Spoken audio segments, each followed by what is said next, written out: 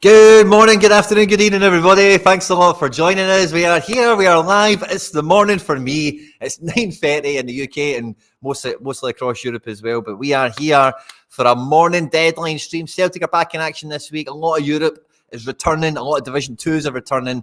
And there's tons of Sorare action to get stuck into. As always for the deadline streams, my co-pilot is in situ. He's in his seat. He's ready to rock and roll with us today. It's the one, the only, the man that is Harry Trades. Harry, good to see you, mate. How we doing, mate? Yeah, nice. Wicked to be back with you. Feels good, mate. Feels really good. We've been away for a little while, haven't we? So, nice. I remember texting you last week asking, Celtic are playing this weekend, Quinny. Are we deadline streaming? And yeah, you gave me the go-ahead. So, I'm buzzing. Really excited. Yeah, nice wee hiatus. I did quite enjoy having a wee Friday or two off. I told the wife as well when we just, I was like, I'll have a few wee Fridays to be able to do some stuff and whatever. And then I was away last week, did the Sorare Sevens thing. There'll be a wee podcast video coming out on the channel the next day or two, day or three maybe. And when I was coming back, I was like, oh, Celtic are playing this weekend. And she just looked at me and she's like, oh, so is that the whole Friday off thing done already? I was like, maybe. I think I'll be doing something with Harry in the morning. Then we'll see what happens soon after. So I'm buzzing for it. We pep in my step. I've always fancied a wee bit of morning streaming.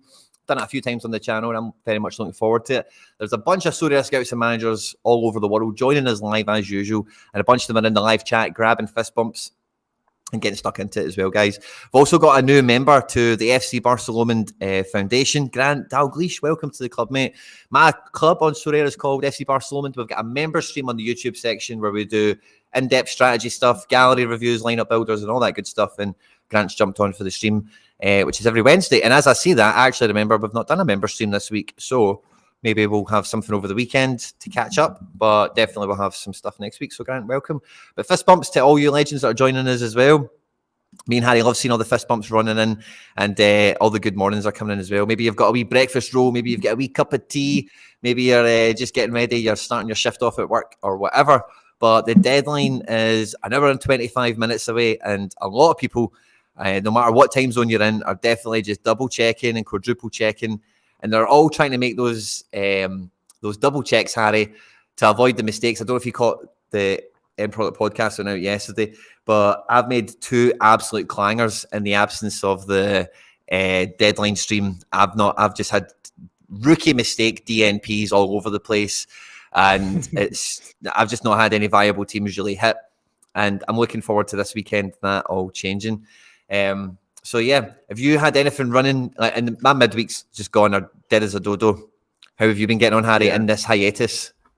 I've been on a bit of a roll, to be honest. This midweek was the only week that I felt not hard done by, but that the RSL game obviously got cancelled last night. So I would, to be fair, I would have had like a tier 4 or 5, but the game obviously has been postponed to, I guess, tonight or Saturday night, whatever day it is. But that's kind of, other than that, honestly, I've had a really good little run. I've been addicted to tier 2s, which is kind of not a bad thing under the new sort of tiering system. I've done really well, honestly, over the last sort of month or so.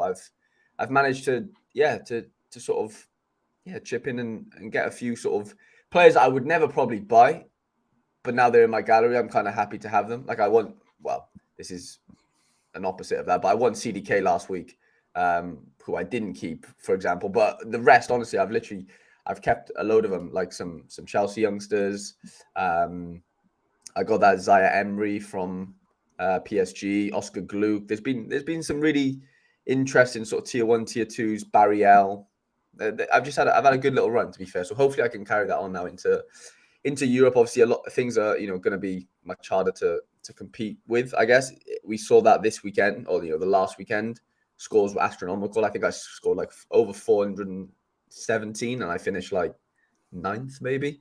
So yeah, we're going to see an increase again this week. Obviously, we got your boys are back, and a couple other leagues as well. So yeah, no, it's going to be competitive, but that's what we're here for. We don't want. I mean, easy wins don't feel right, do they, Quinny? Well, they they're not the ones that you take glory for, like I was looking, see when you go on the Sorare Data app and it's like you can look at your best scores ever and your team man, that wee part of the app you can go into.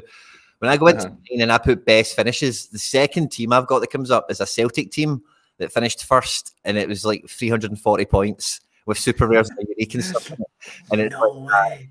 Yeah, because it was like one of those games where it was just Celtic playing and nobody else or whatever. Yeah. And it might not have been Island game out for us. Yeah, something like that. Yeah. So yeah, you can't take that much like glory out of those game weeks, but we definitely take the spoils 100%.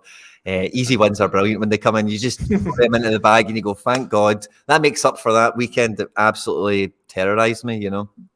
But Jacob has caught me on another rookie error, Harry boy. The latest Road to Glory episode has been out for a couple of days, maybe even a week at this point, actually. And I've not put the poll out. We were giving away a limited Etienne Vassin, one of the strongest goalkeeper options in Challenger probably this season. And I've not put the poll out. So that'll be in the community tab on this channel at some point after the stream. I'll need to go and put that up. Jacob, great catch. Apologies to everyone.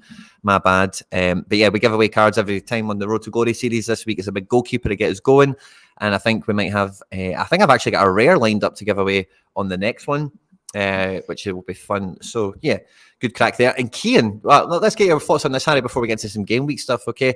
Cian, first of all, I would say, I don't know.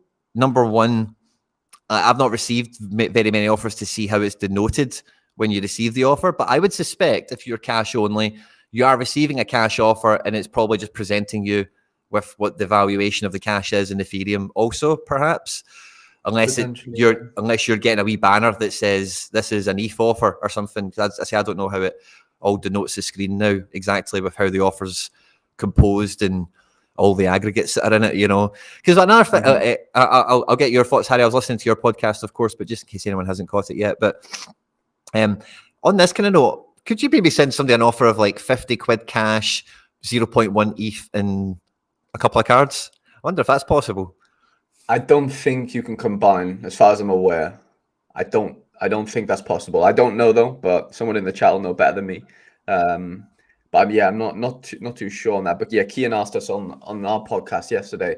I didn't really have the answer. I think Fed kind of said maybe if he's like a brand new account, maybe that isn't exposed to like an ETH wallet for some reason, it's like I don't know. I don't exactly know basically. But yeah, I'm not sure, Cian, and yeah, I'm sure you'll get the answer. If you Sorare support is so good now, by the way. Like I messaged them this week before the cash wallet came out on like a Monday or a Tuesday, because on Monday or Tuesday, if you listed a card and it said, do you want to receive cash or ETH or just ETH? And I just clicked ETH. Well, then because I did that, I didn't get the whole cash wallet sort of prompt, if that makes sense. So I messaged Sorare support and I literally got a reply in the first 5 minutes. So Cian, message Sorare support. I'm sure they'll have the answer for you, mate, is basically what I'm getting at in a long-winded way. Yeah, fair enough. Now, guys, we actually have... I don't know anything about Sorare Mega. I was on Sorare Mega actually just to make a little graphic of my under 23 post I did the other day. And when I got to the forward option, it started bugging out on me and I had to click blindly to try and find an under 23 player. It was just Magno. It was just good luck because it was him that came up. If you know what I mean. But apparently there's a wee bit of an issue with Sorare Mega. But Harry boy, we've got the only Play Sharper in town that's still working apparently. Play Sharper's not working on everyone's URLs we're hearing, but we've got the hookup, guys. We've still got it working. Oh, what's that? We Salzburg team? I don't think so. We're on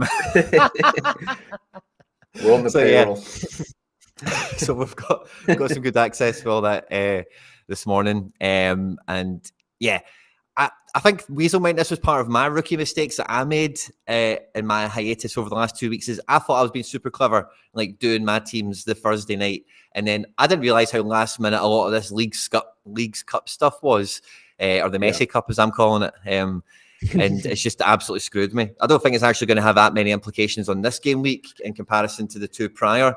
But always safe to have them locked in early. 100%. That's what. Yeah, I did my teams last night, similar to the comment then. But since waking up, I guess. Yeah, there was the round of 16 last night. So like New York Red Bulls are now through. There's a couple of other teams: Philadelphia, Houston. So yeah, those fixtures are all added in now, and someone's got a question there: are the last 16 games included this weekend or this game week? And the answer is yes, I believe. As far as I'm aware, if you look on Sorare data, if you look on Sorare, the teams or the games are sort of inputted in there. So, but then RSL's game is this weekend, even though that's a round of 32 because obviously it got cancelled last night. So yeah, a bit confusing, but Joe Ducey says, yeah, the LFC opponent's still unknown due to a rain delay. Yeah, so that's the only sort of round of 32 game that's still alive, basically. Yeah. Yeah. So no LAFC this game week from the sounds of it. And nice wee shout here from TNFA. Yeah. De Ketelaar really close to loan to Atalanta. That'd be so much fun for somebody like him. That's a gung-ho attacking team. Apparently Fulham are trying to hijack that, though. Oh, so, boo. That better not happen, man. No. Because obviously Willian's gone. There's a couple of others that want to leave. Who was the other Fulham player? Bobby Deco. No, Damari Gray wants to go to Fulham. Sorry, I got that confused. He hasn't trained the last couple of days or something. But yeah, CDK might be going on loan. Sorare Chani's in the building. Okay, the boys are in, Quinny. We got all the boys back. Yeah, never left. I've got a wee question here from Australia who set up his cash wallet, but there is no currency that matches ours. Interesting. Well, Ethereum's maybe the way for you, or American dollars. I don't know. I know Australia's a bit different to Southeast Asia, but I know the rest of Southeast Asia doesn't mind a dollar. So I don't know. Yeah, I don't know how that works actually. It was great. Yeah, someone in a Discord I was in. I think there's 216 countries that are supported, and the UAE isn't one of them somehow. Dubai isn't one of them. Not that that's a country, but interesting. Yeah, something like that. Oh, yeah, I can't. And then there was some crazy unknown countries that I never even knew existed were part of the 216. So I just thought that was interesting. But yeah, what's that centre back, Quinny? Disasi? He's just signed for Big Axel. Yeah, just signed for Chelsea, 6-year deal. Well, we know he signed, but 6-year deal. Man, they love those big contracts, don't they? I know. But it's crazy. Him and Badiashile, we're literally playing together for the last, say, 3 years at Monaco. And now they're going to be, well, I know Colwell's probably going to have a lot to say about that, and Thiago Silva. But the fact is they could play together at Chelsea, which is just crazy. But I think that disastrous right back cover in that Pochettino team, if you look at Aspilicueta leaving, a few bodies like that. Yeah. And mobile enough, isn't he, to do that? Your partner in crime, Fedo, joined me and Jeremy on Sorare TV for the last 2 weeks. We've been doing Champion Euro stuff, and Jeremy was talking about how, I've seen Disasi a few times. I don't think he's that great, right? I think he's a bit of he's definitely he's definitely a Calvin Bassey kind of guy in the sense that his physical attributes are off the charts. You know what I mean? He's just an absolute, he's so fast, strong, jumps so tall. Yeah, he's just, he's just a supreme athlete in that sense. But Jeremy was saying, if you look at Monaco's defence, I don't know why, if you're Chelsea, you think, we'll just buy their defence and play that because they were so horrible together. In terms of Monaco in the league, they've not been top 4, top 3 really for any real period of time over the last 3 years when those guys have been in the building. So I don't know what Chelsea's big idea is, thinking that it'll be different in the Prem. But funny one to see go through because Man United were quite heavily linked as well. And it's kind of I can get the Højlund one, right? Because Højlund is obviously a promising attacker, and that's Man United tax. They're always going to have to overpay for people. I wouldn't read too much into the price tag on valuation for him. But with that, there's something there. Whereas, it's whereas with Disasi, the sort of money that's going around for him, and a lot of players like him, it is just way out of kilter, and it just feels like Chelsea at the moment. When you look at their teammate, they've got no midfield whatsoever. There's zero midfield in that Chelsea team. It's Enzo and Conor Gallagher. They're the only midfielders that are in that squad. Well, Carney Chukwuemeka, you must have seen this kid play. He is. Yeah, is he a CM? But he's not a CM, is he? He can play every position in midfield without They reckon he's going to start against Liverpool first game of the season. That's what I read yesterday. To be fair, because he's had a really good preseason. But your point still stands. Yeah, there is a lack of sort of midfielders, but they've got that Andre Santos. I know they're all young, but Andre Santos is signed from Vasco. He looks incredible. Casemiro regen, basically. I know he's young, but they think he's going to be in and around the squad, and then they're going to loan out that the Italian lads. I don't know, Casasio, I don't know how you pronounce it, but there's an Italian lad that played for the under-20 Italian team this summer that they've signed from somewhere, and he looks great, but apparently, well, it's on the fringes whether he's going to leave or not. And then they've signed that Leslie Akachukwu, or however we're going to pronounce it, from Stade Rennes in France for like 35 mil, who again probably gets a loan. So I think Caicedo's probably, I think he's going to go. I think it's just one of those Brighton holding out for the most that they can get type of situations to partner Enzo in there, because it's a waste of Enzo. If you're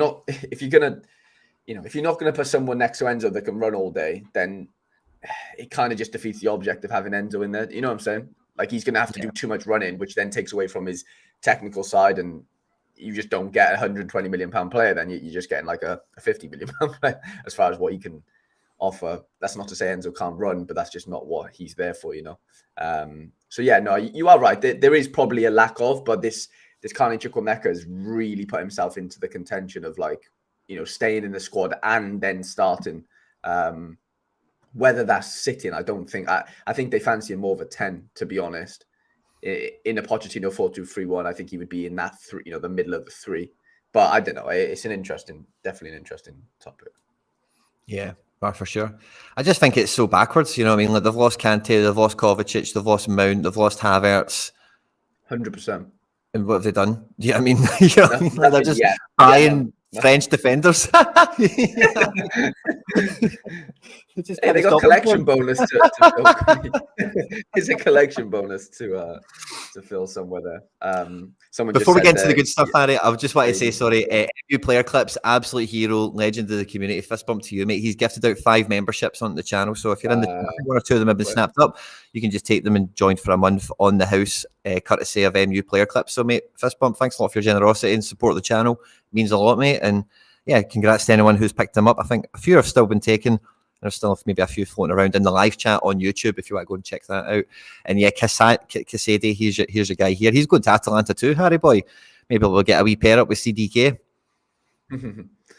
Yeah, no, it's interesting. We'll see. We'll see how it all plans out. David Taylor's in the building as well. What's going on, mate? That's one of the loyals. That's it. Well, I think with any further ado, Harry, we'll take it on to the matchups tab, and we'll see who's the smashers, who's the big games this week that we want to be maximising or avoiding, or any differentials we might be sneaking about. Now, we've not been doing this throughout Leagues Cup, so I'm not sure if the Leagues Cup has impacted this too much. So I'll be interested to see that as we go through it. At first glance, it doesn't look like it's got any footprint at all there, but yeah nice reading at the top. I know. It makes a change, doesn't it? No, I wonder how many times we'll see that formation this sort of season. Now with Celtic at the top of that list, but at home to Ross County, Quinny, for your first game. I mean, does it not get any easier? But can you ask for more? Really? That is almost as good as it gets. I think Ross County obviously just scathed off relegation last year. Malky Mackay, decent manager and all that, but they don't score many goals. And the predicted lineup, by the way, big shout out. First play sharper lineup prediction from McBride Ace. So he's done the Celtic team and he's got Iwata down at 75%. I would probably go along with that as well. I think this is the team, basically. I think he's nailed it. The Starfelt one, Naroche, Carter Vickers, I think this is maybe a wee percentage-wise. I'd maybe adjust this a little bit, but I think this will be the team, actually, when you see the team sheet. But that team should be blowing Ross County out the water. Celtic should be scoring 4, 5 or 6. I think Kyogo should be getting a hat-trick. I think Abada, Maeda should be double decisive. I think their midfield, any one of them could be pushing 100. And then defence, it's just don't get booked, don't concede a goal, and they should all be racking up passes. Because again, one thing that will be different with Celtic this season on Sorare under Brendan Rodgers, number one, is that Brendan Rodgers, for any football fans that have watched him over his football career, he's much more a Barcelona kind of philosophy manager than a Jurgen Klopp or like an Ange or a Catenaccio or, any of those kind of stereotypical kind of houses of thought. I feel like he's very much a tiki guy. And what that means is possession. What that means is not wasting possession, not losing possession, lots of passing for the sake of passing, death by 1,000 passes, all that kind of stuff. So again, in games where we dominate the ball and we keep a clean sheet, like really the passing figures from the back five there, McGregor and the back four, could be amazing. We've seen Celtic players get into the 100 pass count in some games, and I wouldn't put it past Brendan Rodgers to really make that maybe a bit more of a staple with some of these situations when they come. So, yeah, I think it's a mega game. The problem with Celtic and the problem with Ross County is to ruin the game week is one goal. Really, to stop it being an absolute killer in Manila. And like Jordan White's handy, it's a very much a counter-attack team. Every time we play them, it's I forget the guy's name. The guy Regan Charles White or Charles Regan or something like that. He went to Belgium for a year after Ross County, and they had somebody decent last year as well. They've always been quite good at getting some loans in from the Championship in England and stuff like that, and having like one or two guys that are actually a bit of a prospect that they can just counter-attack with and just you're going to score all of our goals this year, kind of thing. So I wouldn't rule out, and even guys like Eamon Brophy, I say Jordan White, Danda, these guys, Sims, have played in the league already. They won't be that like scared coming to Celtic. It's not like a new thing for them. So the one goal kills Joe Hart if you're stacking him, obviously. And maybe the defence could get away without having a clean sheet this week, particularly if any of them are getting decisives. But for me, firmly top of the tree there. And I think one thing I would say is watch out. I think this year you're going to get much more AA out of Kyogo than we did last year, for my money. Dropping deeper, is he? I guess. Regan Charles Cook, that's the guy's name. Regan Charles Cook. Yeah, that Jan de Hande used to play for Liverpool, to be fair. He was like a Liverpool youngster. Oh, yeah? There you go. Yeah. He's came through at Liverpool. But yeah, so the Celtic fixtures obviously a standout this week. Probably, I'd argue that the Salzburg's fixture is probably as good, but the Salzburg team is always a bit iffy, isn't it, as far as who's going to play and who's not. So that Celtic, those Celtic cards are going to be hard to avoid, I guess, Quinny, won't they? I know you have them, so you're not avoiding them, I guess. But for most people who don't have them, you don't really want to be coming up against those Celtic stacks unless they do obviously concede a goal and the defense is kind of not ruined, but at least the goalkeeper's kind of ruined in that sense. There'll be nothing else to do. You imagine in the game, Exactly. Yeah, it's just going to be the odd counter attack that might end up in a shot on target, but probably doesn't, and then eventually, clean sheet or concede one, basically. But Salzburg's probably the next one. We'll leave all the Chinese Super League stuff. But Salzburg at home, I think again a very similar sort of odds prediction for this game compared to the Celtic game. I mean, the back sort of 8, I guess, are quite settled, it seems, from that couple. They've played one game maybe or 2 games, but regardless, they've got quite a settled back 4 and keeper, and then Karsgaard's looked really good this year. He looks like he's taking set pieces and stuff. He's looking dangerous. Gorner's looking decent in that sort of 6 role, and then it's that like sort of front 6 because Koita is not injured, but he's just not playing right now because he had an injury.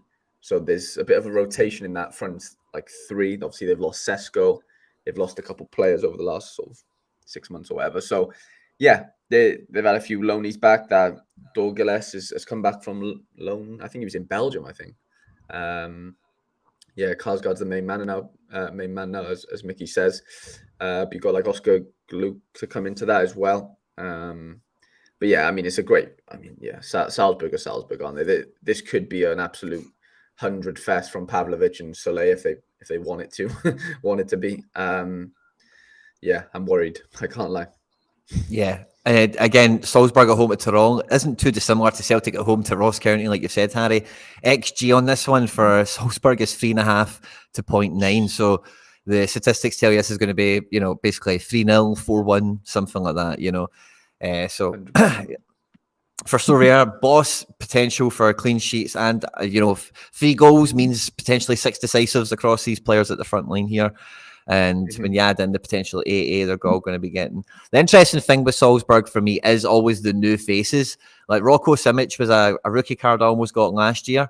And I can't remember who I was listening to. I'm not even sure if it was a Sorare account. It might have been somebody else. I forget. But I heard somebody saying somewhere that they thought Oscar Gluck was going to be sitting like deeper in midfield, which I thought number 1 sounded odd. And then I see on this, he's expected to maybe be playing up front. So, Josh is saying in the chat that Gluck's apparently should start at 10. But yeah, it was Feder that said he might be playing deeper because was it Feder? Feder likes. Yeah, well, I don't know if you heard it from him, but he did actually say that in our last podcast, not yesterday, the week before. That's where I heard it. Lucas Susic will be coming back at some point, obviously from injury, and he's more of a 10. So he seems to think that Galuk might play deeper, but I don't know. That's Feder for you.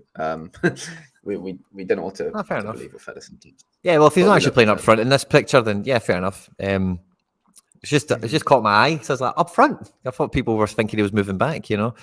He's definitely not online, but yeah, that's changed my thinking a bit, Quinny, because if Josh thinks that Gluck's gonna start number 10, then I might have to play him in a better lineup. So I'm gonna work on that.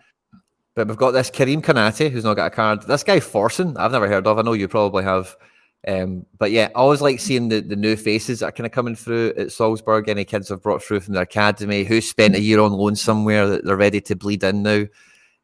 So yeah, always interesting to see them going on. They've just made a signing from Fiorentina, Terzic. That was quite a quick recent transfer, if memory serves me right. And yeah, they look pretty good to go. If anyone's got any Tyrol cards, they've got the old Salzburg keeper, the under-23 guy, the Czech Republic guy, Stejkal. In goals, probably not a good week to be using him.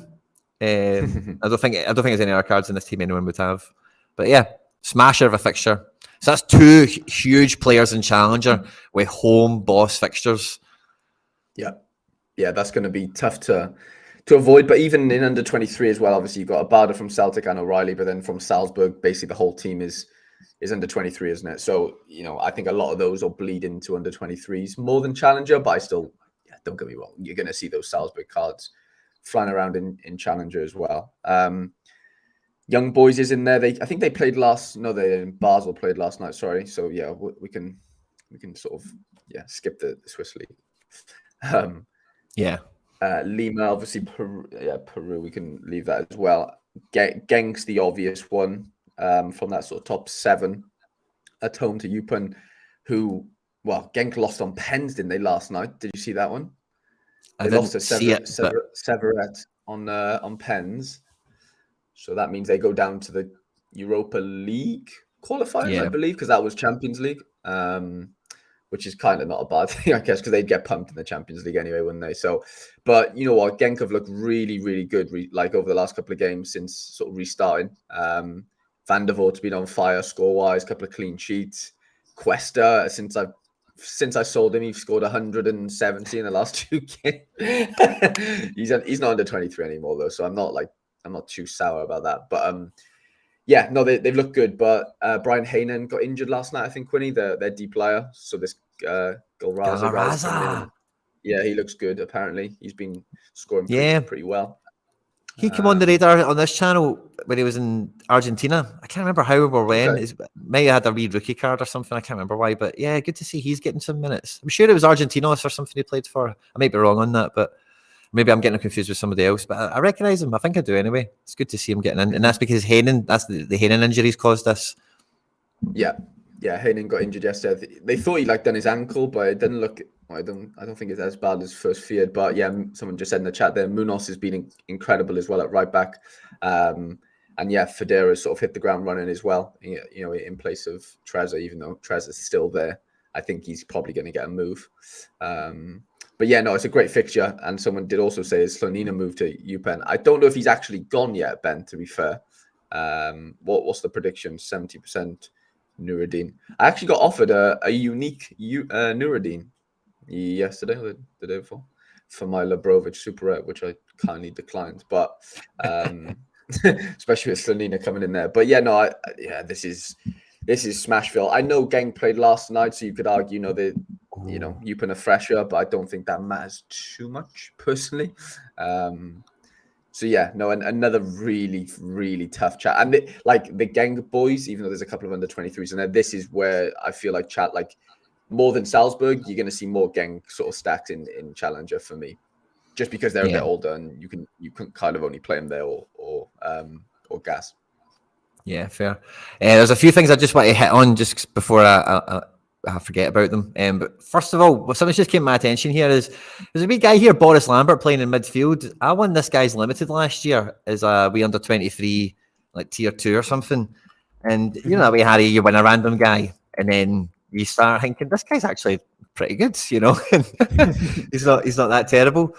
So he was one of them for me. Share this tab. Share. Oh, yeah, that's me. Sorry. So he got some pretty good scores last year at centre back, like 91 against USG, 82. Who was that against St Truden? 85 Westfalo, 69 Standard Liège. He has pretty good scores as centre back before, and if he's playing midfield now this year. Look at that, and he's a defender card. Yeah, he's been around for a little while, hasn't he? I recognise the name. 100%. He's still under 23 for another season. That could be a wee cheat code about to happen, by the way. Interesting. I mean, it's a tough team to play in, though, isn't it? You're going to concede so many goals and stuff. I know the cards are. Did you say he's a midfielder card? No, he's a defender. So I think the fact that he's in midfield, but he's going to have more actions, more defensive actions. He is, but every time they concede, he loses 4 points, and they're conceding 7 against Club Brugge, fucking 2 against. You know what I'm saying? That's the issue. Yeah. He's always playing catch up. Is the problem? That's not too bad, but yeah. What would it be without 28 points? Wow, on the goals conceded alone. Yeah, so that's just absolutely fair enough. But yeah, it was just a wee one. The second one, Josh Forth reckons Forsen here as a player. You know, the guy that I said there's a new name to me from Salzburg. So definitely a name to watch out for, according to Josh Forth. And Joshy boy knows his onions. There's no two ways about that. And somebody in here is picked up. Where is the chat? Where's the question or the comment? Sorry. Someone's thanked me for the free membership, but it's not me to thank. Oh, there's Wooter. It's MU Player Clips has donated 5 memberships in there. I think there may be 1 or 2 left. I think that's maybe at least 3 of them taken up. So feel free to thank MU Player Clips and welcome to the club and look forward to see you. Sturm looking good this year. And then we're talking about some Dynamo and stuff. And then we're going, sorry, I'm just trying to keep on top of the chat. So I'm a wee bit behind it still. But yeah, I think that's me caught up to speed with it, Harry boy. So that was Genk. So we've had Celtic, Salzburg, Genk, and then it is Zagreb, isn't it? Another Joshy Forth special here. Yeah, at home. Who they playing? Is it Gorica? Gorka, yeah. I mean, did Dynamo play midweek? They did. They did play midweek in one of the qualifiers. So yeah, that's why we're seeing all the 55s and 60%ers and whatever in defense, I guess. But yeah, up front it seems quite settled. Yeah, Ivansek and Baturina. Pretty sort of standard front 3 and whatever. Petrovic up front, Lubicic in CDM. They've signed that Bogdan from Anderlecht, the left back, and he's come in and did pretty well so far. But yeah, another incredible fixture at home. Passing stats the Satala one's interesting because he might be moving to Ajax. So I don't know if things progress with that today, and maybe he's off on his travels to Amsterdam. But yeah, nice. It's a great team, and again, another team to add into Challenger. I know Champ Europe isn't back, so we're not going to speak about Champ. But yeah, no, it's a big fixture. Big time. And I think there's a lot of those names there that are in the shop window, so it's one of those ones. I know, like, from talking to, I had on the Celtic podcast this week, Anthony Joseph from Sky Sports, and he was talking about the Livakovic transfer. And he was talking about how, and again, this isn't really it's pretty common knowledge, but it's obviously worth way more money to Zagreb to qualify for the Champions League and then sell Livakovic than to sell Livakovic now and then not qualify, kind of thing. Yep. So they're kind of waiting for that. And even Usyk, heavily linked away. Baturina, obviously highly rated by all. Satalo feels like he's on his way to Amsterdam at the moment. If you listen to tweets and all that, so I don't know how he's 80% on this still, but what do I know? Yeah, it's interesting. So a lot going on there. And I think predicting the team probably with Zagreb is harder than Salzburg this week, which is perhaps a bit of a, change of roles there, isn't it, for those two teams? 100%. But that kind of, it doesn't stop there for Challenger, but that's, I guess Leeds. We have a little break now. Yeah, so Leeds at home to my boys, the whipping boys of Cardiff City. But I'll give it to us. We've got a new manager. We've recruited pretty well. Obviously, Ramsey's back. We've got Ugbo that used to play for Chelsea and Circle Bruges and stuff. There's a couple of strikers that we've signed. We've got a centre half from Fenerbahce, or he played in the Turkish league under our manager now. There's some decent players there, but this Leeds team is, I mean, attacking wise, is just far too good for far too good for the Championship. I expect them to lose maybe a Somerville or a Ruta in before the transfer window ends. But Dan James, Somerville, Sinistera, what a front sort of three that is. And obviously Gnotto, if he plays Ruta, honestly, this is frightening. They've signed Ampadu, which is a massive sign. And he's apparently, one of my mates is a Leeds fan and said Ampadu's everything's just gone through him all pre-season. He doesn't have cards, unfortunately. Otherwise, I'd be all over an Ethan Ampadu card. But he's been great. This Archie Gray is 17 years old, by the way, and he's dubbed to be like I said, my mate's a Leeds fan. Wasn't there like loads of Greys that's played for Leeds over the last couple of years? Like, I don't know, whatever Gray, like dad, granddad, all that sort of stuff. He's Eddie. The sort of the new coming of it, and he's like England and the 17s captain. He's supposed to be incredible, and he's somehow worked his way into this starting 11 already. So it's not an easy win, but it should be an easy win on paper. But Leeds Cardiff games are always a bit fiery, and football aside, there's always a bit of bad blood there. So you just never know for sure. Oh, Panzo joining Cardiff. Okay, interesting. That'd be decent. The Leeds team is so strong up front, isn't it? I think I've also got the Nonto, so I'm trying to keep my ear to the ground with what's going on transfer-wise here.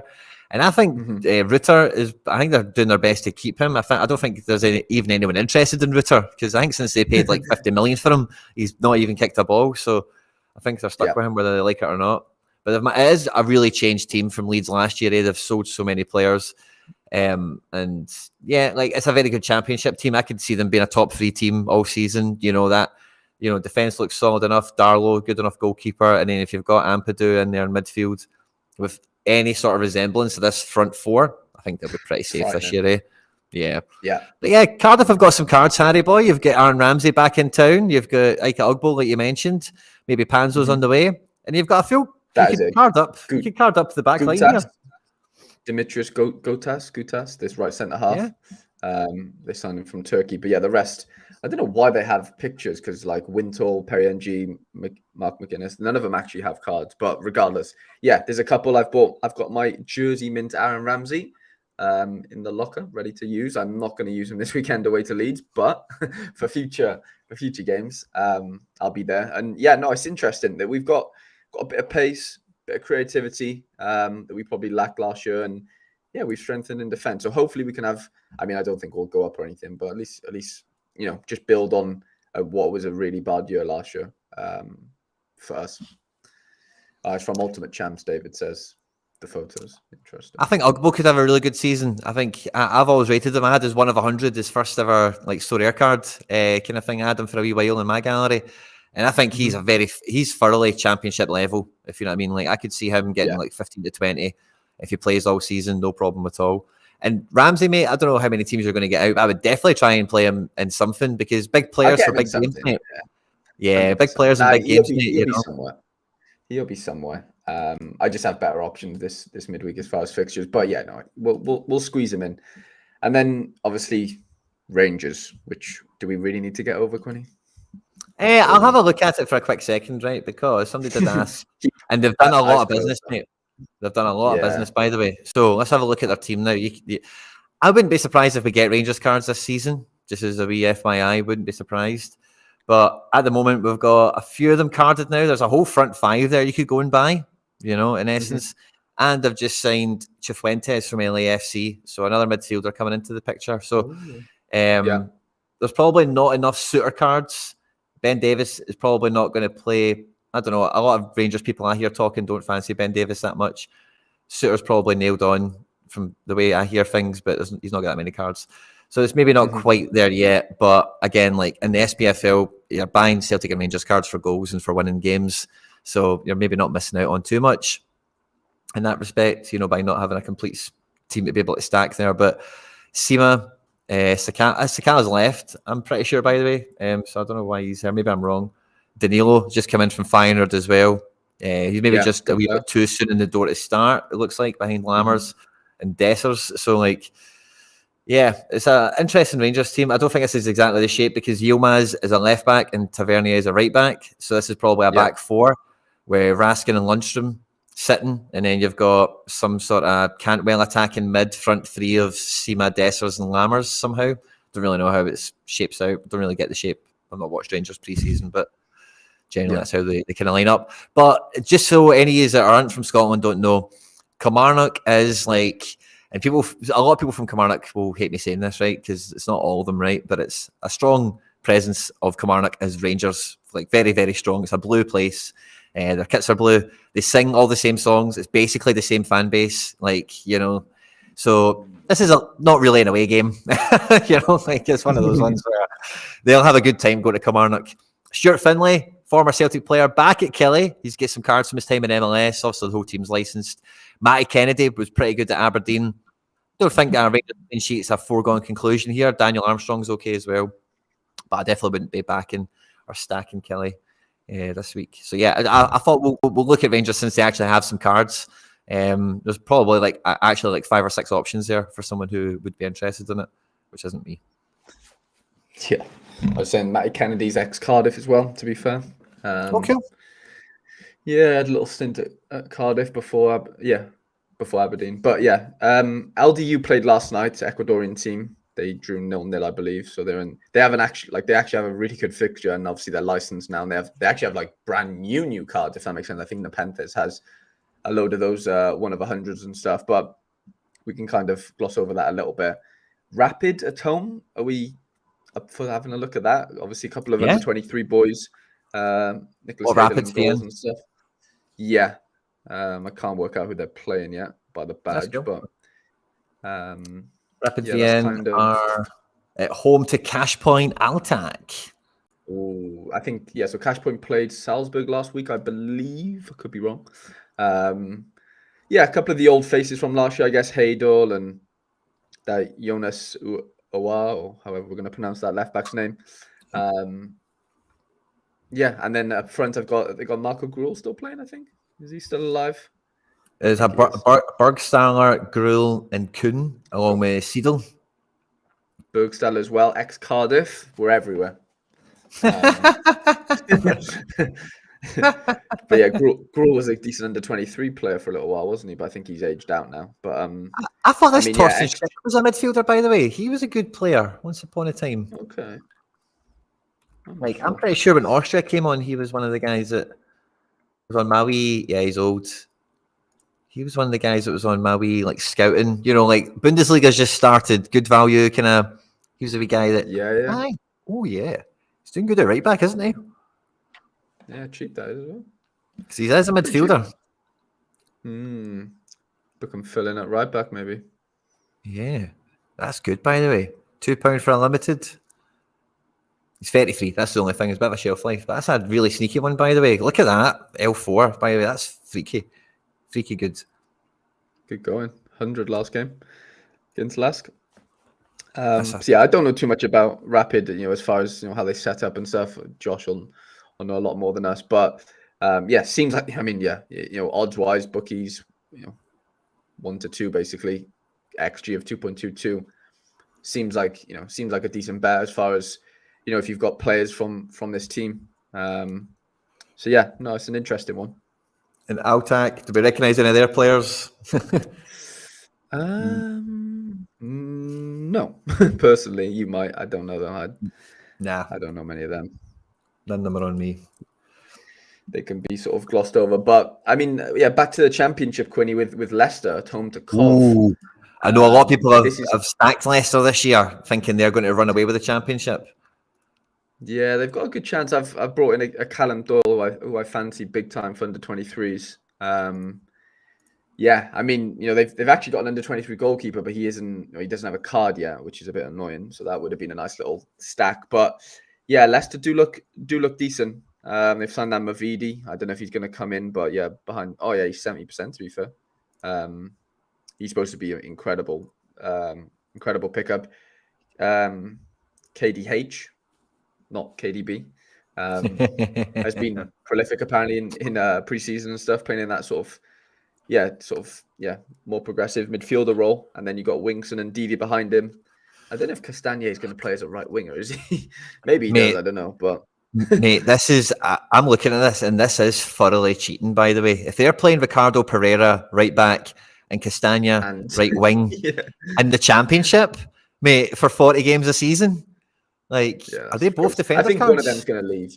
They are both defender cards, but I'm sure there's rumours that either both or one of them are leaving. Don't quote me on that. But they've got Connor Cody as well, but I think he's injured. And then Callum Dawes come in from Man City. Pereira, obviously, some incredible players for championship level. It's insane. Much correlation. Absolutely insane. I think that could be a play, by the way. See if those people it's not me, right? I don't know. Maybe you need to look in. Maybe you're right, Harry. Maybe one of them or both of them leave. But I think if they stay, man, like that's a double. That's a double defense I can get behind. I would play both of those guys as a double defense, no problem at all. And clean sheet and decisives. You know what I mean? Like potentially. You know, if they're 100%. Yeah, and their manager, I think, is ex-Man City, isn't he? He's like Pep's right-hand man for a little bit. Yeah. So, I mean, if they can kind of reproduce, you know, Pep sort of philosophy and stuff in the championship with like quote unquote Premier League players, if we're being honest, as far as, you know, the names that we're seeing there, then, you know, we could see a really interesting championship this year with, like, you know, Southampton and Leeds. There's some big teams that have come down and kept quite a few players so far. So interesting. But yeah, Coventry obviously almost went up last year in the playoffs. Very unlucky not to do so against Luton. They've recruited quite well. Lewis Binks, he was ex-Tottenham, went to the MLS. He went to Bologna maybe. He went to Serie B or Serie A for a while. He's in there. Van Eyck, obviously, you know, a Sorare sort of a bit of a legend, I guess, isn't he, in a weird way? Oh, big time. See, when I seen the Louis Binks transfer go through, I was like, confirmed. Someone at Coventry City is playing Sorare, because Sakamoto, Van Eyck, and Louis Binks all in this window. That's 3 Sorare cards. Get to fuck with scouting and Y-Scout and all that. You've been playing Sorare. If you're signing Louis Binks, Van Eyck, and Sakamoto for Coventry, don't try and kid us on. Show yourself. No. We know you're watching the stream and all. 100%. Show us your 240 lineup. Show us your 240, Coventry. Mate, Sakamoto, what a player he was in the J League, by the way. I mean, he is still was good in the Jupiler League last year, but yeah, incredible scouting, to be fair. Like, really, really decent. Casey Palmer, ex-Chelsea, Ellis Sims from Everton. They've still got like Gustavo Ramos, obviously one of the best players in the champ last year. So yeah, interesting.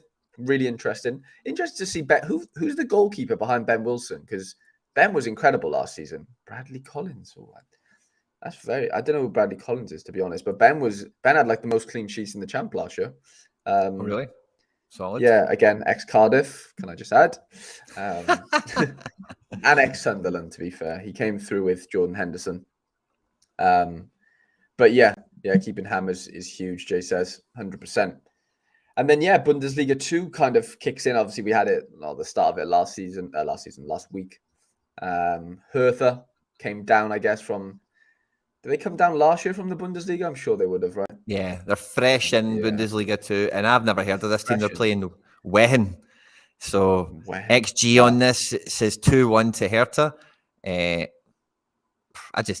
can't back Hertha in any way. I just don't enjoy it at all. But I'm sure all these guys are going to score crazy amounts. Palko Dardai could finally show up. Did I see what? Sorry, on you go. No, so like the old man's or the manager's Dardai, and then you got 3 sons, and they all play. Obviously, you got Martin Dardai there, Palko, and then there's like a 17-year-old as well. And he brought them all on last week. They all played. So like, brilliant. There's just Dardais everywhere basically at Hertha. For better or for worse, I do not know. But I can't remember what they did last week, as far as I think there was like a crazy game last week. I'm sure it was like a 6-3 or something they were involved in. It was high scoring, I believe. Could be wrong though. Or they're down there, so they definitely lost their first game because they're 15th right now. Yeah. So yeah, is it that good of a fixture? I don't know, but like you said, we've never heard of the other team. So and they've not got cards. So they were Bundesliga 3 last year for sure. Yeah. So this should be Bundesliga versus Bundesliga 3. That should be a smasher. What was that on the ratings? Wow. Oh, it's just there's no statistics, eh? But that'll be the betting odds that probably throw it up so high still, because it will be a smasher.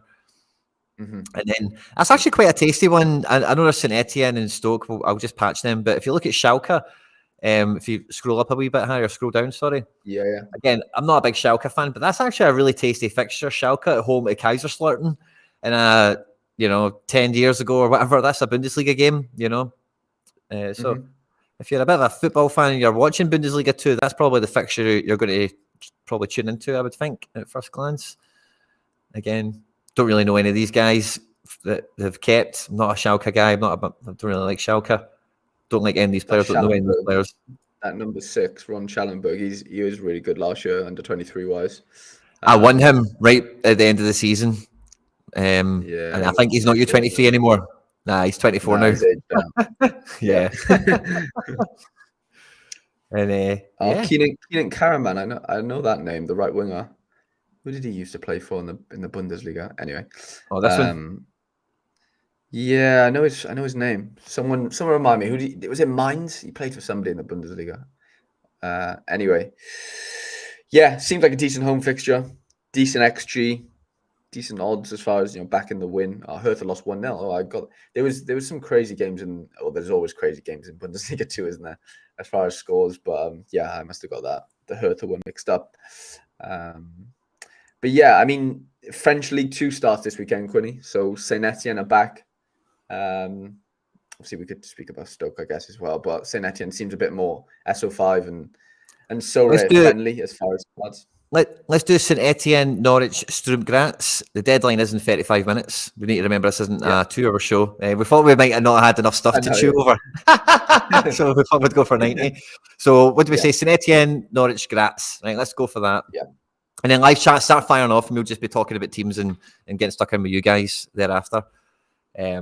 Awesome. So St Etienne first, if anyone's backing them. Any psychopaths are still backing St Etienne after all this time? I think Fed has gone super rare St Etienne. Jesus. I know. He's gone balls deep, I think. But yeah, they've signed that Ibrahim Sissoko from PAO, I think, PAO FC, or however you pronounce it, in the same league. And yeah, I think he scored quite a few goals last year. So he's come in as one of the number 9s. And yeah, Amin Mufek's a really good player. He's been on my radar for a few years now. As a youngster, Seydou Sow, there's a couple there. Dennis Apaya, Sam's love child, Sam Tyler, football guy. Hey. And yeah, I don't know too much about the rest of the boys, to be completely honest, but decent XG. I mean, again, just a very... But it's hard to read into these first games of the season. Like, bookies are trying their best to, get odds down. But ultimately, we don't really know too much, if we're being honest. Well, no one knows too much unless you watch them play. So, yeah, interesting though. It seems like a decent fixture. And like I said, there's a couple of decent names in there as well. None of them I know, unfortunately. Grenoble, but I do know one of their guys, Mamadou Diarra, a wee centre-back guy from Turkey, is doing pretty well over there when he's fit. And I don't know anyone else, but yeah, decent fixture to get us some League 2 action. Norwich, I think some people backed last year when obviously League 2 first came out and whatever. And I don't know how successful that might have been, but I've got a new manager. I think the new manager's better. Yeah, I think they were okay, weren't they? Bit of a changed team. Shane Duffy in. His cap of 10, by the way. I seen he's a cheat code 10. This week. Wow. Yeah, Jesus, that's crazy. That's nuts. He'll boss it in. He'll be clearances, headers, aerial duels, goals, championship defending. You know what I mean? That's Shane Duffy way. Shane Duffy all day. 100%. No Ashley Barnes. Good signing, by the way. Barnes is signed there. Yeah. Yeah, if they play 2 up front, obviously Sargent and Barnes could be pretty decent. I don't mind Sargent. I think he'll have a decent season. He's hot and cold, but I think in the right system he could score a lot of goals. He's athletic and he's a decent finisher as well. And learning, from Big Ashley could be helpful as well. Who's that? Ruben Vinagre playing for Hull. Jesus, remember him in the Prem for Everton? He was decent, wasn't he? But some good players. That Sarah's a baller, isn't he, for Norwich? Ozan Tufan for Fenerbahce. Jesus, these are some random signings. And Turkish the other, boys and Adama Traore. Oh, Liam Delap, by the way, on loan from City. yeah, from City. That's interesting, actually. They might not be too bad, this whole team, actually. But yeah, I mean, Norwich at home, first game of the season, should be A good one. should be a win. But yeah, it should be a good one. But it's sort of hard to say, isn't it, with all these first games? But yeah, what was the last one? Strom Graz, right? Yeah. So they're at home to Lask, and Lask are always good for goals, scored and conceding. They've got Sherpin in goals. I think this could be one of the boss under 23 goalkeepers of the season. Again, this Sturm Graz team hasn't really changed too much over the last 2 seasons. Still Goran Stankovic, still Alexander Prass, and a few of these defenders like Schnegg have been around for a wee while. Sakaria has been there for about a season or so. I know they've had some upheaval with the Hoylands and the Omegas, and there's somebody else they sold. Brian Teixeira, this other guy. This Polish guy might be worth watching out for because, Sturm Graz have turned over some good strikers over the last 2 years. Yeah. A wee Georgian guy in attacking mid-tier. Look handy enough, don't they? Yeah. Prass is a good one. Is Prass still U23? Yeah. I think he is. Yeah, I think he has still a couple of years, to be fair. Maybe one more year, I believe. Maybe 2. This smells like goals, to be honest, if I'm being on, with Lask involved as well, albeit away. Nakamura, Lubicic, some decent under 23 options. Yeah. This isn't a bad team either. Like Mashoro, Nakamura, like you say. They're not too bad. Siebenhandel isn't in, apparently. It looks like Lawal, whoever that guy is. Yeah, he's an under 23 keeper, to be fair. He's done really well. Oh, nice. Another one kind of popping up. Yeah, they always pop up, don't they? We always think we're in a shortage, but they always seem to come out of the woodworks one way or another. But yeah, I guess that kind of concludes the matchups tab for this week. I'm just having a little scroll down. To be fair, the Leagues Cup then does come into it. We've got Cincinnati at home to Nashville. I know we said we didn't really want to go through too many more, but it's just interesting to see how. We've not done any America stuff, really, I suppose, so I don't... Yeah, that... 30 minutes to deadline. Are you kind of set for teams anyway? Yeah, you don't need to actually build them and all that. Kind of, yeah. Not really, no. I just need to do my academy lineups, basically, and I should be fine. So what was the Leagues Cup game you wanted to look at? Nashville, Cincy? Cincy, Nashville. Yeah, let's look at that. Because we like a bit of Cincy and we like a bit of Nashville. We do. Yeah, it's a decent... It should be a good game, to be fair. Cincy have looked good. They steamrolled whatever Mexican league team they played last game. Vasquez weren't due to started, scored 2 goals in like 2 minutes. It was ridiculous. And then obviously the game got rained off or lightened off or whatever. So they played the rest of the game the next day. But yeah, no, I think this is an interesting one. I don't really fancy Nashville away. I think this is supposed to be a Cincy win. I know it's League Cup, so it's a bit different to obviously the MLS, but regardless, we're looking at 2 MLS teams here, which, should make for, a good showing.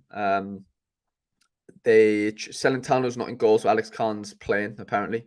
So they are rotating a little bit, but the front sort of 5 or 6 or whatever are quite settled. Acosta's in, Barrial's in, Moreno, Vasquez is kind of a pretty settled, outfield team, I guess. Miazga's in there, Mosquera. So, yeah, I fancy Cincy here. Cincy have been great all season at home. Nashville have, I don't know. I went to watch them play literally like a month and a half ago, to be fair, at home, and they did well. But away from home, I just, I don't know. I'm a bit suspect with them. Mukhtar's gone off the boil a little bit. Schaffelberg's a really, really good player, by the way, this left winger. I really like him.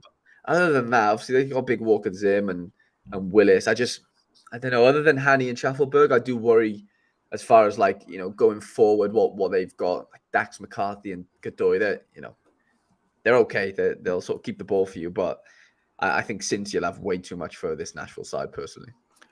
Yeah, I think so. Alex Cannon been the goalkeeper. I don't know if many people have seen that coming or if he was a goalkeeper into it, but I know when I was looking at draft options, it surprised me that he was playing, and I thought, if I was going to draft him in, and I was like, maybe Celentano comes in for the important games, but it looks like he's going to continue in the knockout games now as well, which is good for him, I suppose, and good for holders of Alex Can. The value of an MLS handcuff is paying off, I suppose. But yeah, Lucho is she's just in the form of his life now, isn't he? 90. You know what I mean? He is ridiculous. You know, we're getting a shout here to go do Nagoya as well. So we'll go to Japan quickly and we'll do Nagoya, who are at home at Albrechts. So we've got really strong defensive unit here. Sho Inagaki in midfield, Kasper Juncker up front, along with Tales, whoever this guy is. Fuji. Yeah, Junker's done pretty well, I think, this season up front. But yeah, I do follow the J League. I don't follow them specifically as a team. But does seem a decent fixture because that team they're playing are pretty poor, I believe. Yeah, Albrechts Nagata 14th at the moment. Nagoya are always top 4, aren't they? Really, since I've been aware of the J League, and it's always down to Big Langerak and Nakatani and this solid defense that they've got. So yeah, Nagoya are solid for that at the moment. 100%. Do you want to do Columbus? Oh, Nagoya was there anyway. Okay, let's do Columbus Crew as well then. Let's do Columbus Crew. We'll finish on Columbus. Obviously, a big departure in for Columbus and I guess for Sorare managers. You know, RIP Zelarayan. I think they've tried to replace him with Diego Rossi. I believe is that. He's not down. Yeah, so they've got Diego Rossi in, which is a good acquisition to be fair. But yeah, this Matan's a decent 10 to come in for Zelarayan for now. It's not like, I mean, it's a downgrade, but you know, it's not like chalk and cheese. But yeah, Zelarayan was incredible, I guess, wasn't he, for the last couple of years? Big miss, big miss. But you know, Gressel, they've got, you know, they've strengthened in areas where, you know, this team's a decent team, to be completely honest. Obviously, Chucho's on fire. Aidan Morris is back into the fold. Nagby and Ramirez has done pretty well since returning. So yeah, I mean, this will be an interesting game. I think there's actually goals in this one. Minnesota are a naughty team. Like I wouldn't put it past Minnesota doing a job on Columbus here, even though they're away from. Well, I think they're all neutral grounds, aren't they? To be fair, with this League's Cup. So when I say they're away, I don't actually think they're away. It's all in America, but it's not. I don't. You know what I'm saying? I don't think they play at home, or maybe I'm wrong. I think just Messi plays at home, isn't it? That seems like all that's happening right now. I think just Inter Miami get to play at home. The Messi Cup. The Messi Cup. But yeah, Reynoso, you know, Bongo, Pookie, they've got a bit of everything. Legs, goals, creativity. It's just, you know, how well can they defend and keep teams out, but they seem to be outscoring teams right now. So yeah. Did you see Dane St. Clair versus Shaqiri from the penalty spot? I didn't know what happened there. Oh, did you not? Oh, mate, I'll dig it out. I'll send you the tweet. Oh, mate, it's a belter. Like, Shaqiri's going to take the penalty, and Dane St. Clair's trying to psych him out, and Shaqiri's like, "You try to fuck with me? You okay? You try to fuck with me? All right, I'll show you. You might fuck with me, you know?" And then fucking... Does he score? Aye, it's a belter. It's good. But I love it from Big Dane as well. That's part of the game.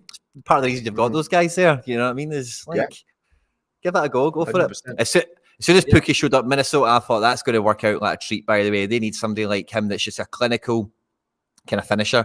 So, yeah, I make you right. I think both ends of the pitch is going to be goals in this one. Could be a great one for the neutral. Not maybe great for defensive stacks, perhaps, but with it being a knockout game, this whole tournament's felt knockout anyway, with the whole penalty dynamic anyway at the end of a draw. So, I think both teams will be well equipped to probably just go for the game. Probably won't get in a penalty situation, which... just a thing that's came to my mind as we're talking about it. Is there another one? Is there anything else to do on that? No, I think that's us. Is that us? Sanfrecce against Shonen. Nah, we're fine there, aren't we? Brugge. Will we look at Bruges? I don't know if you want. Nah. Let's just think it. Is there anything else good in America to look at? Nah, ignore it. Not right, cool. Really. Right, Harry boy, show us your teams. Show us your teams, Harry. Oh, come on then. Let's go over to upcoming. Share this tab instead. So this is, I still haven't done my Cat 240 rare team, but this is my sort of bread and butter this week as far as teams go. Under 23 rare pro, I've gone big on Aberdeen in this window as far as bringing in a few under 23 boys, Clarkson and Duke. But captain in Jason Secker, he got me a cheeky little assist on the first game of the Bundesliga 2 last week. Callum Doyle making his debut for Leicester, and then Labrovic in goals for Riker. I had a few options this week. I could have done under 23 super rare, and if I did that, I couldn't play cap 240 super rare, if that makes sense. So yeah, I had to make a decision. So I've gone cap 240 super rare and rare pro instead. Beautiful. I've got Gaten Cook, who's obviously at home against. It's not a great fixture, but it is kind of what it is. I don't really have. Well, I have Nishikawa, but they play at home to Yokohama. So either one of my super M, I have too many super goalkeepers right now, and I don't have the outfields to sort of warrant that. But anyway, Amuzu, Piton, I'm having to throw my Duke in here because he is my only on paper playing super F forward this week. So he's in. Callum Slattery, who's been immense apparently for Motherwell in pre-season. So he's in away to Dundee. And then under 23 rare, since Josh has told me that he thinks Big Oscar's going to start, I've brought him in to the starting lineup, and I'm captain in him. Sikwe, Bazunu, Barriel, Ferreira. It's a decent team. Again, too many goalies, which is not a bad thing, but I could have played Kim John, however you pronounce his second name, for John Buck, who has a good fixture, but I have like a crazy multiplier on Bazunu, and I just really want to I just really want to take advantage of it. And I think they'll probably get a clean sheet. But they play tonight, Southampton. So yeah, I had a few options here. I've got Arsene Zakarian, but they're away to Zenit. Diego Luna, Avia is suspended, unfortunately. Daniel Utkins away to Kryla, I think it is, but I don't really trust him right now. So this is probably my next best the best five I could throw out. And then I am in the process of building a Cap 240 rare team, if we just want to do that quickly. 3 goalkeepers to choose from, which is obviously a luxury, which I probably don't need. But yeah, Nishikawa, Brady, and Big Kim. In defense, I can go Reyes, Harrison, Massilian. Ogiwara's got a really low cap, but he's playing against Yokohama, which is not fun for anyone. No. I think I'm going to go Utkin here because he's only 39. I'm going to go Vargas up front. I've got 160 to play with. Who do we have for a clean sheet here? Brady or Big Kim? I think Kim's probably better value for money, even though he's got a high cap. Harrison's got a good fixture, but he plays Monday. But you know what? I'm going to have to just be okay with that. 53 points to finish us. Ooh, that's annoying. Diego Luna's 54 points. That is very frustrating. Do we just go Gaston Jimenez? I think we just go Gaston. I think that's just a cheeky little Cap 240 lineup that hopefully can scrape me some ETH. But that's the extent of my sort of main teams. The rest are going to be just like, Cap 220 maybe and whatever. There's not really, there to do anything other than pick up coins, to be honest, Quinny. So yeah, that's kind of me. What's this Celtic contingency of yours looking like? It's looking pretty good. As I was saying to you, I've not got that many teams to actually choose from. I did a little video, almost as a little kind of, hey, by the way, we're streaming tomorrow, kind of shout out thing last night. And I thought my teams might have changed a little bit off the back of maybe New York qualifying, but obviously that didn't really happen. But my main team, I can't move away from it. I did have, I think this is probably the best 5 you could get out for the weekend for Celtic, to be quite honest. Like the Hatate defender, O'Reilly then subsequently in midfield. It's just really if you fancy Maeda to come in here over Kyogo or Abada somehow. I've got super rare Andrea for him, so you could do it a few different ways. But yeah, I just can't move away from it. I kind of want to take, there's a little part of me that wants to take O'Reilly out for gold, but there's a big part of me that won't let that happen. So this is the way I'm going. Jersey number O'Reilly card is captain. Champion edition Abada card. The Kyogo reward from last year, 2 seasons ago now. And that Rio card's been very prolific for me, as well as the heart whenever he does keep a clean sheet. So it's quite a cool team, and I'm quite excited for it. But in terms of staying away from Celtic teams, I've not got a playing goalkeeper at all at super rare level, and I've not got a super rare midfielder either, Harry. Okay. Interesting. So it's either go into All-Star with a DNP keeper, which, what the fuck's the point in that, really? Or go have a go at this with a strong 4-man effort. There's only 2 prizes on it. I've crawled through both pools. They're as deep as it comes, by the way. It's like every tier 4 and every tier 5 unique is in here. there's a few gems. I'm not holding my breath, but I do think this team could finish first. Like, I think McGregor could get 80 odd points before bonus. I think I could break 320. 320 is kind of what you need. But I think between these four guys, I could do 320, no problem. So I thought, hey, that's probably a shot to give. Let's go for it. And in All-Star Rare, Marshall got injured in the warm-up last night. I don't know if you heard about the Hibs game, but it was a calamity, right? So Hibs in the off-season signed the Ghana number 2 from Swindon or something like that, right? Some guy like that, Wallercroft or something. Yeah. Wallabra or Wallercroft, something like that. And they also signed Arthur Boric's cousin from Poland, right? I love that. I knew about this because I was going to buy his card anyway. That's killed me, that. Arthur Boric's cousin. Fuck's sake. I was going to buy his card anyway. So I already knew about it.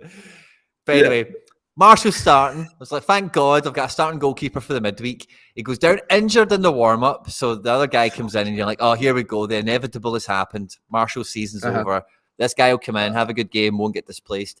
He gets injured 15 minutes into the game. And no way. Boric comes on. And they get through the game. They were winning 2-0 last I checked. I'm pretty sure they qualified. The team was from Andorra or something embarrassing like that. So it was embarrassing. So I don't know. The first leg though, right? Did you see that? They lost the first game, which is just crazy. So they had to kill them last night, and I'm pretty sure they did. They had Martin Boyle back, which is a big player for Hibs. So any Martin Boyle holders out there, if he's got cards, rejoiced. But I don't know if Marshall's going to play at the weekend. I think it's too soon to know. I've not did any investigation on it. I have no other option anyway. So I'm just throwing this in, All-Star Rare, and maybe it happens. Why not?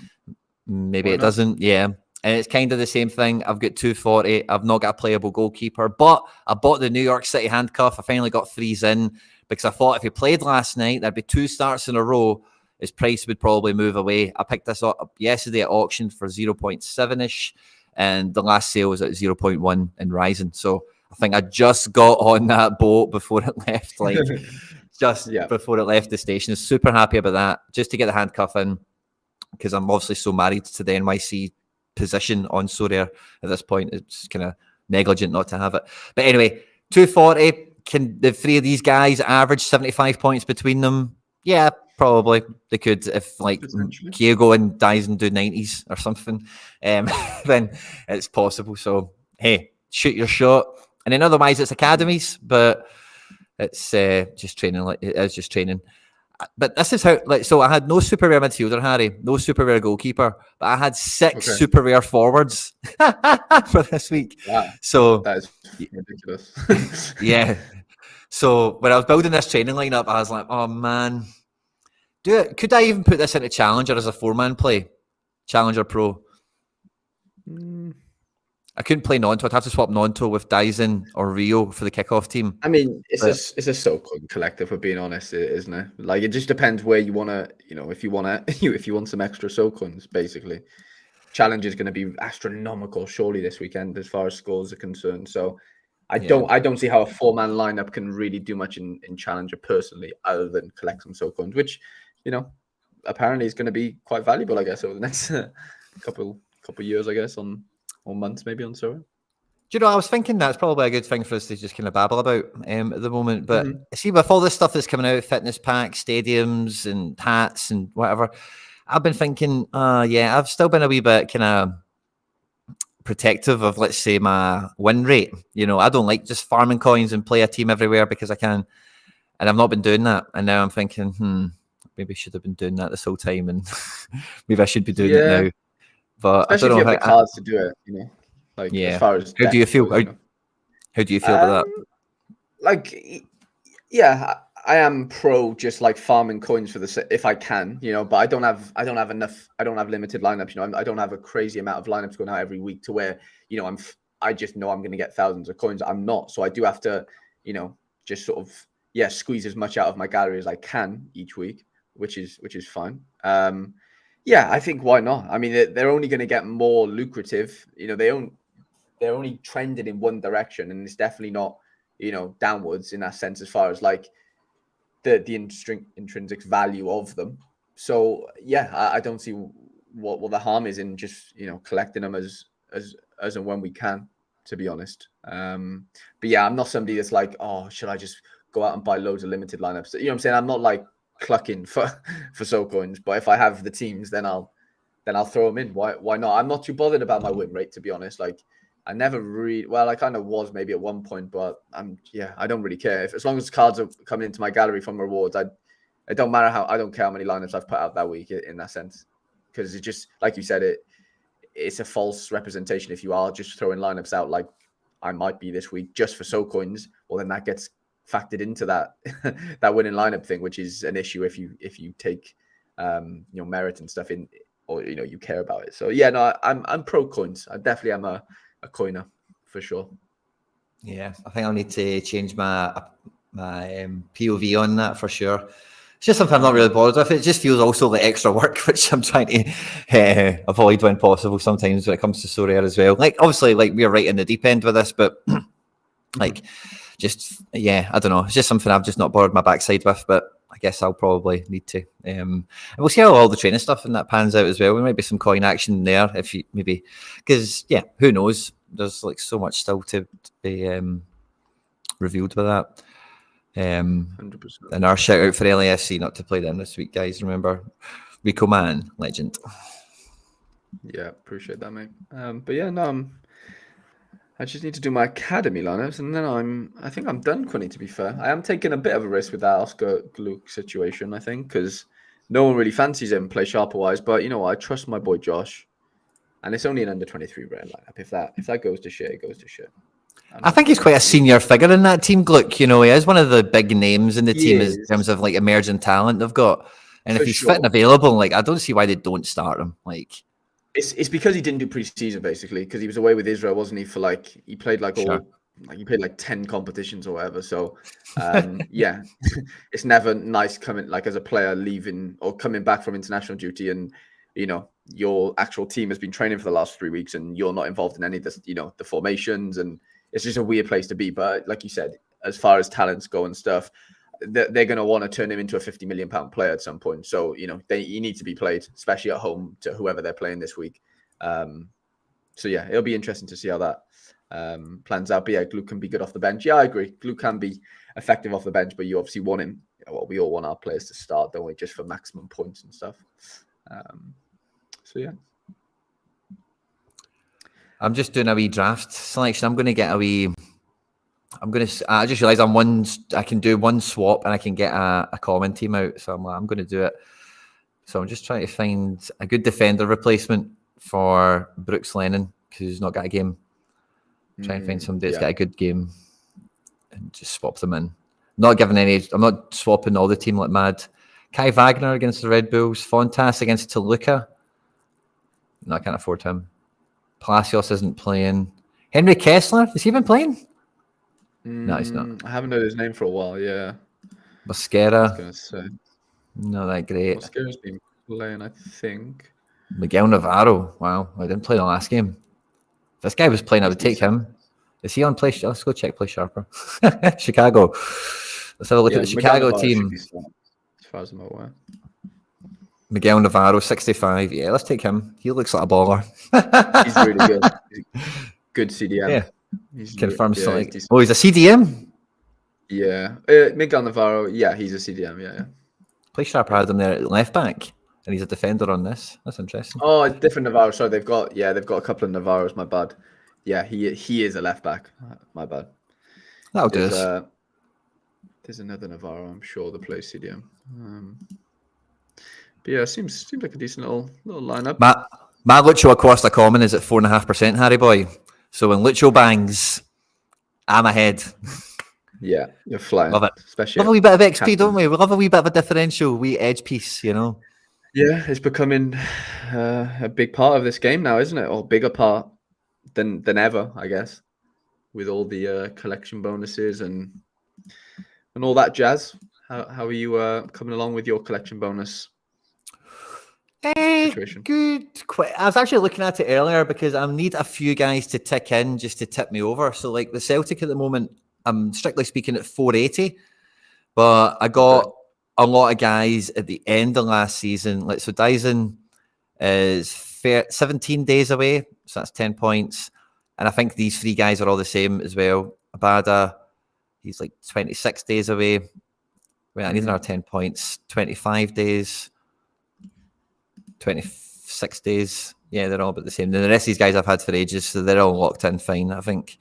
So I just need another 20 points to tick over, and then that's me there for now. Don't think there's enough in the squad to get me to 5%. Maybe Vickers, McGregor, maybe a real defender. I don't know. But yeah, that's kind of where that's at. I don't know if I've done much else besides. Don't think so. No. Don't think I've been doing much else recently in terms of firming it up or anything. When I brought in the Aberdeen boys to my gallery a couple of days ago, I was like I brought in that rare Duke. I've had Clarkson for a while, but I was just sort of searching on Aberdeen, on the market. Just is there any way I can, just increase my collection bonus? Because at that point, obviously, I bought Clarkson off the market, I bought Duke off the market, which means they're only on 10 points each, meaning that I have no collection bonus. I don't even have the 1%. So yeah, I had a little look, and I managed to find a Joe Lewis 1 of 100, and he wears number 1. Oh, jackpot!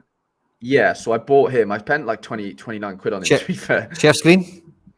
Yeah, let me share screen. I should be share this tab. Sorry. Yeah. So I brought in Joe Lewis to help with. I can show you the collection bonus now. Collections, Aberdeen. So yeah, I'm at 2% on the dot, which is nice. So I've managed to get my Clarkson up to, I think he's on like 10.5%. Duke's at like 8.5. But yeah, just because I got this Joe Lewis, which was a big one, but obviously, I guess he's retired now, isn't he? So basically, I think, yeah. But just 29 quid on a card that gets me, like, he will give me 80 points eventually if I don't sort of list him. And then I bought this Jalen Richardson for like 6 quid. So yeah, to go to like 2% in like 5 minutes was a nice a nice feeling in that sense. For like 35 quid, yeah, you could look at that and be 35 quid that could have went on a card that you could technically use, but that 2% on both of those cards, let's say this upcoming game week, how vital will that play?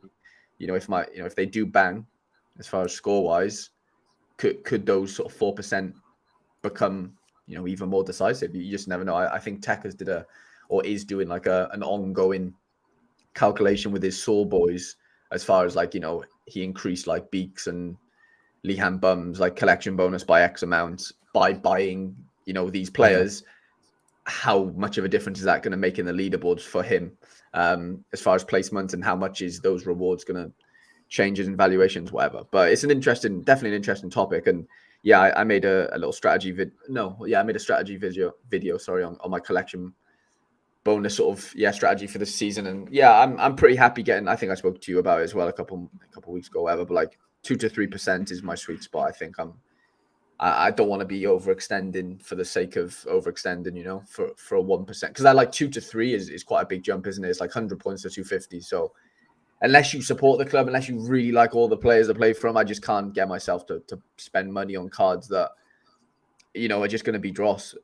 Okay, virtual dross in that sense, but at least like I'm only buying 2 Aberdeen cards I'll never have to use for 2% on these cards. I don't want to be buying 10 cards. I'm sorry. I just don't want that in my gallery.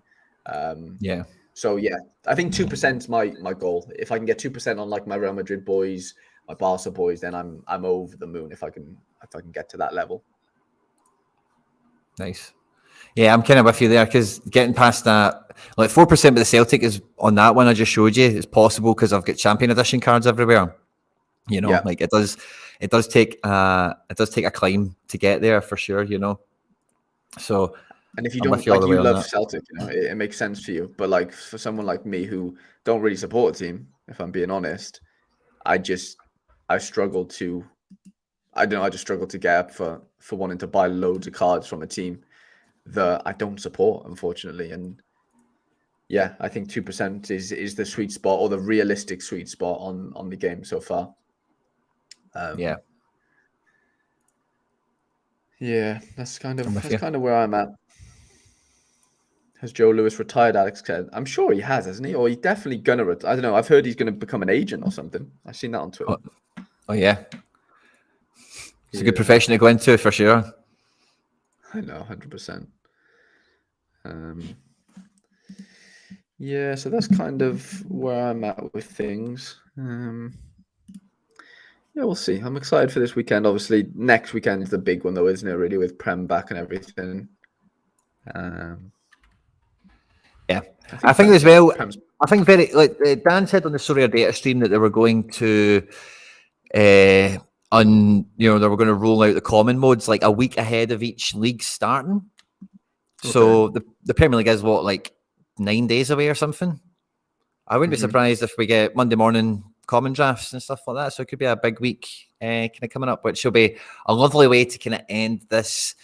From I don't know, guys like Josh Forth and a lot of the hardcore Sorare scouts and managers that join in the stream, Harry, they've already been playing game weeks through the summer with the North American cards and even Austrians, the Belgians, the Russians, and everything else we've looked at in the stream today.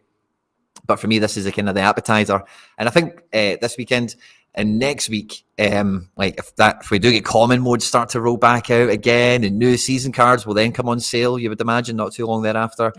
Because one thing I was thinking when Dan said that, right, is to do the common mode, they'll need this season's pictures. They'll need this season's squad for the common modes, which means if they're doing that already, or can they? I don't know. Well, Dan said they want to do it a week before match day one for each of them. Because I think like the first week it's England and Spain, isn't it, or something, and then the next week it's Germany and Italy. I forget where France is because I've not got many French cards. Yeah, but I think that's what he said. Correct me if I'm wrong, but I think you're right with that. So when I was thinking that, I was like, they're not going to release a common mode with last season's pictures and kits because people would just be like, that'd be stupid. Yeah, that would be like, have I opened the wrong version of the game? That would definitely be a hold on a minute moment, wouldn't it? For maybe. Yeah. Because you expect it to be like the nice new shiny kits in the current squad, as much as possible. So, 100%. So if they're going to do the common mode, that was kind of the wee train of thought I had when he said that. It's like, if they have the common mode, they must have the pictures. If they have the pictures, they make the cards. If they make the common cards, surely they make limited rares to person. Because why wouldn't they? We normally get them like a couple of weeks after the season, though, don't we? So I'd be interested to see what that. Yeah, like you said, if we can have the common cards, why don't they just print the normal cards? Maybe not before the season starts, but at least the week like 1 week after. Normally it's like a month after, isn't it? Villa just had their media day 2 days ago. Most Prem teams probably got them all done now. Rascal says, someone did give us a little comment. Ian, where's Ian's comment? Oh yeah, he basically asked me, do I know much about Matt Smith, Wales midfielder? Just signed. Who does Ian support? Is that Kilmarnock? Ian St Johnson. St Johnson, yeah. Matt Smith was a Man City youngster. He had like a 6-year contract at Man City. I mean, he was highly rated for a while. He went on loan somewhere. He might have went to Vitesse or something. He went somewhere. He's okay. I don't think he's going to set the world alight, but maybe in that league, no disrespect, he might do okay. Like he's as good as Dylan Levitt is. Really, maybe not as goal threatening, but he's a very similar midfielder to Dylan Levitt as far as like level. From when I've watched them both play for Wales, they're in that same category, similar age. I think 2000 born. He'll be decent. He'll be a decent little number 6 or number 8 for you. But I haven't watched him play for a little while now, so I can't give you too much info. But sounds like a decent signing. Don't mind it. We don't mind it. Sounds good. I'm just trying to make a wee. See, talking about collection bonus. There was a wee defender card I was going to try and move into, and I've just sent a wee direct offer. So I've just seen one is listed, like the version I need. Ooh, okay. It's just been rejected. I think it has. But as I sent the offer, I was like, I wonder if the transfers went through. The guy is Dodo. I don't know if any of you know him. Plays for Fiorentina. I'm pretty sure Brighton signed him. I thought Brighton signed him, but it still says he plays for Fiorentina. And I'm trying to find on Twitter the latest, but he's got a hard name to search. Brighton signed Brighton did sign a Fiorentina player. He's a centre half, though, wasn't he? Brazilian centre half, left-footed guy. Dodo. No, it wasn't. Dodo's a right back. It was someone else, I swear. Really? I thought it was Dodo. Yeah, I get it up. I get it up now. It was like some Sofa score Brighton. Sorry, guys. Camera 1. They They're happy with us. signed a fella called Igor Julio, 25 Oh, years old. Igor, of Brazil- course, Yeah. Igor. I had in my head it was bloody Dodo. Igor, of course it was. Yeah. Oh, I'm an idiot. Oh, good. I'm glad that guy rejected the offer then. Don't actually want it. Well, that's Love good. that. Oh, that's good. I had him on my. I kind of was. I thought, oh, if he'll be good at Brighton, he'll be Igor will be good at Brighton. I think he'll be good. I thought it'd be Dodo, but I don't. Okay, that's fine then. That kind of raises a problem as well as solve one all at the one time. If I was going to try and. Yeah, because I was just trying to streamline some loose ends. I've got a few pieces that don't quite fit collection bonuses. And it's like, oh, there's a guy there that would fit and is maybe just as good or better, you know. The whole chat is shouting at me, Igor. Thoughts on Brennan Johnson, Harry? Oh, is that what you've just did that, I think, haven't you? Oh no, I haven't done that. No. Seen the links for Spurs. Yeah, no, I think he's great. I mean, he's an unbelievable player. I think he will leave, it seems like, because Forest have kind of strengthened in that area. They brought in Alanga from United and stuff. So it seems like they've already prepared for his exit. Yeah, if they get 40, 50 mil for him, I think he definitely goes. But Spurs, Villa, and Brentford, I'd like to see him at Brentford, honestly. With obviously even Ivan Toney's, enabled to play and stuff right now. I think that'd be really interesting. Spurs, I just don't really see him playing, if I'm being honest. Like Kulusevski on the right, I just think he'd be rotation fodder. If I'm not that he deserves that, but I think he just would be that with the amount of talent they have. Solomon, they just have too much. Unless Harry Kane leaves potentially, he's not. Brennan's not really a 9 though. He's more of like a right-sided forward in that sense, or even he could play on the left, I guess, as well. But I don't know. I just struggle to see him playing for Spurs. Villa just signed Diaby. I just don't see it personally. I think Brentford, if he goes, it'll be Brentford. Personally, but yeah, I think he's great. I don't know how good he is for SO5. I have his card. I have him because he just plays for Wales. And he's just useful for those when Wales play. But yeah, I think he could. I think he could turn into a decent SO5 scorer if he plays for Brentford. Basically, is what I'm getting at. He's not worth it at Forest. Yeah, I'm with you there. And we're just getting some follow-up from what we've been chatting about there. But Rascal was saying that Villa had their media day 2 days ago. So today's Friday, that'd have been Wednesday. So let's say let's imagine they've probably got a deadline of get all your stuff in by end of week, wherever this week is probably the way I would interpret that. They've probably got a deadline to submit it for. So yeah, maybe Sorare are expecting pictures to come in today, or something like that, and get to work on them over the weekend. A few back and forth on design approval, hopefully. Smooth some processes over the years, get people to respond to emails ahead of time, or get them on the hook for doing it before you do it, kind of thing. And maybe a swift turnaround, or maybe it's done already for some of them. But yeah, great detail, Rascal, as always. Love it. We're in the deadline, Harry. We're past it. So we're actually in the game week now. We're in game week 396. Oh, the numbers run away from you, man, don't they? 396. Mm-hmm. So we're in and we're locked. We'll have a wee quick peek at the next game week before we go. So yeah, I don't know what's going on next midweek. I think there's a couple of extra, I think PSV are playing Sturm Graz. There's a couple of new qualifying games, if that makes sense. So a wee bit of China. Yeah, a little bit Champions of China. League. Okay. Yeah, Eindhoven, Sturm Graz. Yeah, Marseille, Rangers Severat. Sudamericana again, of course, yeah.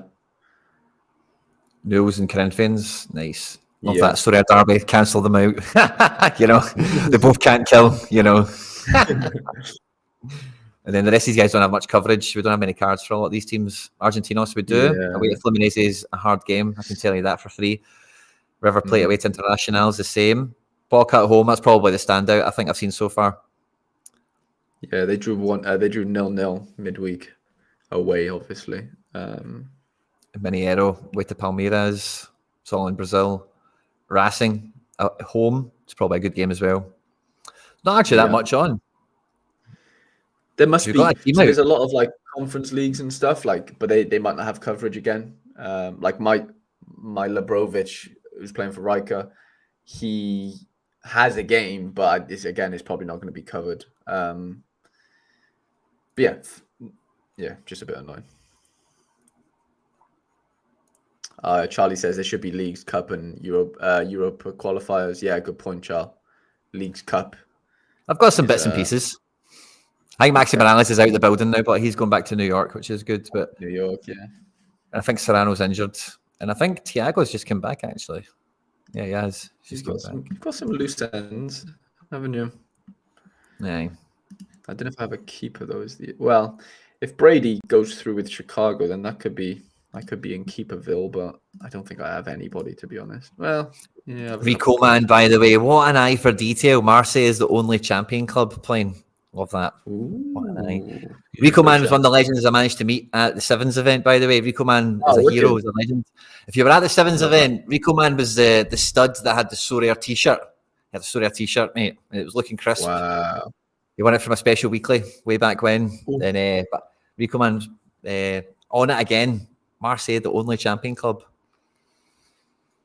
Yeah, we love that. Rico Man also says, do we think they'll do anything for game week 400, Quinny? As far as, it being a flat, nice, beautiful number of a game week. Roger Guedes of Corinthians is like Saudi bound. So if it shows he's at no club, it's just, I think they've just not found the Saudi club to put him next to. If you didn't know that, go and check Twitter. It might not be confirmed yet. Maybe it's just major speculation. But as far as I was convinced, Roger Guedes to Saudi was done. Rascal says 400 will be a midweek. That is a bit annoying. Yeah, they might not do too much for that then. Yeah. Well, Harry boy, it's been an absolute pleasure. Everyone that's joined us in the chat, fist bumps. Good luck this game week. Me and McBride are hoping we might do a wee watch along in here, sling some cans and have some pints and all that good stuff. TBC on that front. Harry's podcast was out yesterday, Value Our Talent, on the Harry Trades YouTube channel. Make sure to check that out. And of course, feel free at any point, just jump on the Quinny 3001 channel, member section, public content, free content, all that good stuff. It's here, there, and everywhere, all over the place. But yeah, good luck, Harry.